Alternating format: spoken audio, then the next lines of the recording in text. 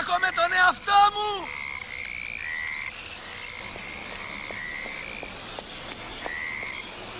Ξύπνησε, ξύπνησε. Τα έχω με τον εαυτό μου που ακόμα σ' αγαπώ. Σαν σκουπίδι αυτού του δρόμου το δικό μου το εγώ. Τα έχω με τον εαυτό μου. Αντώνη, έχεις έρθει η ώρα, γιατί δεν μας ξυπνάγεις, Αντώνη? Ώστε έτσι, κύριε Πάνος, θα πνίξει τη μάνα μου στη λίμνη. Τι λέει?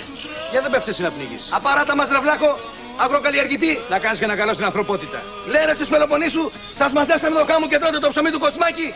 Αντώνη, ο Πάνος δεν έχει ιδέα για πνιγμούς. Αυτά είναι λόγια του κυρίου καθηγητή. Ποιος είναι ο κύριος καθηγητής? Διδάκτορ Πανεπιστημίου Ουάσιγκτον. Αυτή τρελαίνει ο Μητροπολίτη, μάδαμε, εγώ θα γλιτώσω.